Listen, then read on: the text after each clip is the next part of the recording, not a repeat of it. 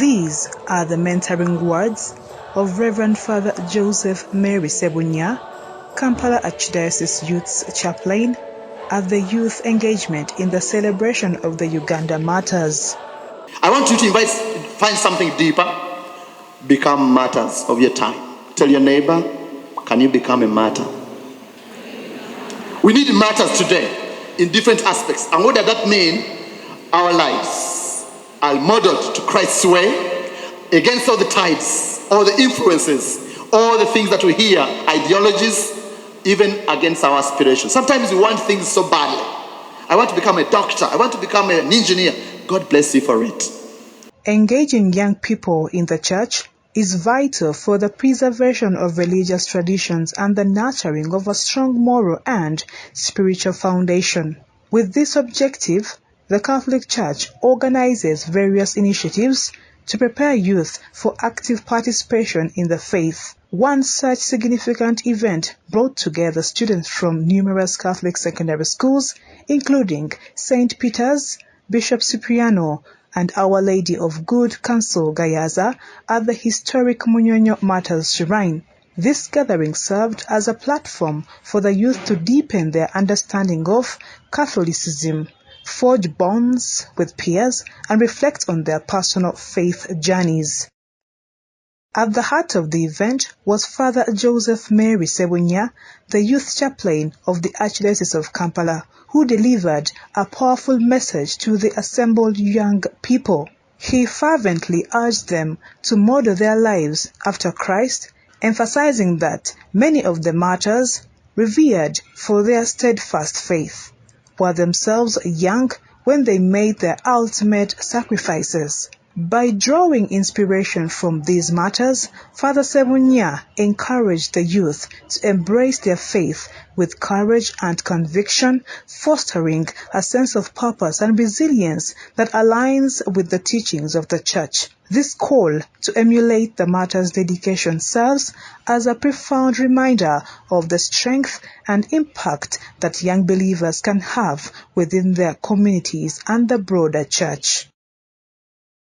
Young people today are called to emulate the martyrs. One, by giving their life to God at a young age. You know, there's this feeling of, I'm too young to be devout, to say the rosary. That's my grandmother. When I grow old, what will I do? Now I enjoy, I go to Shibala, I go to clubbing. When I slow down, I will go for Region of Mary, this thing of charismatic or whatever. And the thing is, no. Whatever you want to be it now, because if you don't use this time, who knows, you'll grow old. If you waste your life as a young person, chances are you never make it to 80. So if you give your life to God as a young person, the book of Proverbs says, God remembers you in your old age. Joyce Zako, the National Youth Coordinator at the Uganda Episcopal Conference, underscores the dynamic and multifaceted lives that today's youth lead. She emphasizes the importance of guiding Catholic youth to emulate the Uganda Martyrs, not only in their faith, but also in their daily actions. The Holy Father tells the young people, do not watch life at the balcony. Do not be in front of the TV. The same spirit, we are saying, do not just listen about the lives of the Uganda Martyrs somewhere else, but put it into practice. How will you put it into practice in your modern time? Through pilgrimages. You need to make pilgrimages to these main basilicas and many places identified for the Uganda Martyrs. You can be here in Munyonyo Basilica, you can be in Namugongo Basilica, you can move to Paimol, because we also have the Martyrs of Paimol, and many other places yet to come. Father Walter Wokorach, the Youth Chaplain of the Nebi Catholic Diocese, emphasizes the necessity for today's youth to find their inspiration in their spirituality, particularly in these challenging times. He advocates for the youth to cultivate a profound friendship with Jesus, which serves as a cornerstone for their moral and spiritual development. Father Wokorach highlights that amidst the complexities and pressures of modern life, maintaining a strong spiritual connection is essential for the youth to navigate their lives with faith, integrity, and resilience, drawing strength and guidance from their relationship with Christ. And dear young people, the Ugandan Martyrs, they are so significant to the extent that we must know that they are more inspirational in this current time. That if they were young people, most of them were young, and now were able to keep firm and keep the faith, what about you? It is possible to become saints.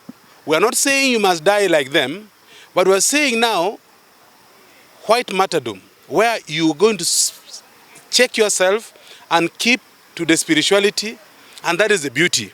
Young people should become great friends of Jesus. As Blessed Carlos Akuti says, Jesus becomes my best friend and the Eucharist is my highway to heaven. As Jesus is our best friend, can we eat, can we feed, can we be fed by the power of Jesus and in his body and blood? And for me, that is the strength that we get. Amid these persecutions, we have a lot of noise that comes. Young people have a lot of issues.